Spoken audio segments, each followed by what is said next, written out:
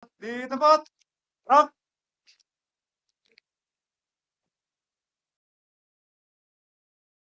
Yang saya hormati Menteri Energi Sumber Daya Mineral, Bapak Bahlil Lahadalia, Ketua dan anggota Komisi 7 DPR RI yang kami hormati, para Menteri SDM dan Wamen pada periode sebelumnya, Pak Ignatius Yonan, Pak Archandra Thahar, Pak Susilo Siswa Utomo, Pak Sudirman Said,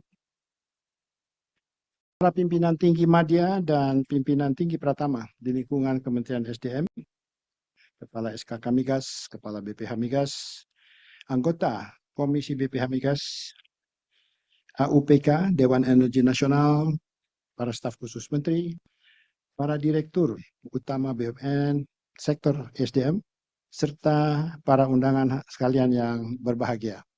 Assalamualaikum warahmatullahi wabarakatuh. Selamat siang dan salam sehat bagi kita semua. Pertama-tama marilah kita panjatkan puji dan syukur kehadirat Allah Subhanahu wa taala karena atas rahmat dan hidayahnya sehingga kita dapat laksanakan tugas dan tanggung jawab sebagai Menteri SDM selama Kabinet Indonesia Maju tahun 2019 sampai dengan 2024. Dan selanjutnya kami sampaikan ucapan selamat kepada Bapak Bahlil Lahadalia sebagai Menteri SDM. Dan juga sekaligus kami sampaikan ucapan terima kasih kepada seluruh jajaran Kementerian SDM yang telah bersama-sama hampir 5 tahun ini, yang telah berupaya keras bersama-sama untuk bisa mengemban amanah. Menteri dan para hadirin saudara sekalian yang saya hormati, upaya-upaya target capaian di transisi energi ini mulai berjalan sejak bergulirnya Paris Agreement di tahun 2016. Indonesia bersyukur kita memiliki sumber energi yang melimpah dan sumber daya alam lainnya. Kementerian SDM memiliki peran penting untuk bisa menyediakan energi yang bersih, menjaga ketahanan energi, serta mendorong pertumbuhan ekonomi melalui pemanfaatan sumber alam yang ada. Di tengah pertumbuhan konsumsi migas, kita diharapkan dengan penurunan produksi minyak dalam negeri. Kita hadapi hal ini dengan langkah-langkah strategis antara lain upaya-upaya untuk penemuan sumber-sumber baru. Kita lakukan juga upaya optimasi sumber-sumber yang ada dengan memanfaatkan teknologi dan pengalaman-pengalaman yang telah dilaksanakan oleh para calon partner kita. Kemudian kita juga upayakan perbaikan kebijakan agar daya tarik investasi di sektor hulu migas ini memiliki daya saing. Di samping itu, perlu dilakukan langkah-langkah peningkatan efisiensi agar kita bisa mengurangi impor dan mengurangi beban subsidi. Saat ini kita juga telah memperoleh anugerah berupa ditemukannya sumber-sumber gas yang baru, antara lain di North Canal Kaltim, yang kita harapkan akan mulai berproduksi mulai tahun 2027-2028. Kemudian juga ada Blok Mandaman, kita upayakan untuk percepatan. Ini diharapkan sebelum 2030 juga bisa berproduksi, dan kita masih mendorong Blok Masela yang besar ini agar bisa berproduksi pada 1 Januari 2030. Ya, di tengah historinya banyak hal-hal yang perlu kita selesaikan. Untuk itulah kita perlu membangun infrastruktur energi. Dan inilah menjadi tantangan Kementerian ini, bagaimana infrastruktur energi itu bisa kita bangun sehingga kita bisa menjamin keberadaan energi dan sekaligus juga ketahanan energi buat negeri kita ini. Saat ini kita sedang menyelesaikan beberapa proyek-proyek transmisi antara untuk gas, dan ini kita akan upayakan selesai. Tersambung dari ujung Sumatera sampai dengan ujung Pulau Jawa, kita harapkan 2028 sudah bisa diselesaikan. Sekarang ini sedang potongan yang di Jawa Tengah sedang kita upayakan, Dengan adanya ini kita bisa memanfaatkan tambahan-tambahan produksi gas yang ada di dalam negeri.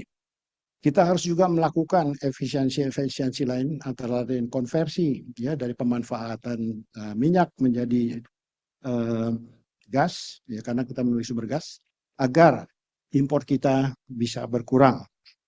Selain juga kita upayakan agar jaringan gas ini bisa didorong agar kita bisa mengurangi ketergantungan kita terhadap LPG dan memanfaatkan gas alam yang ada di antara kita.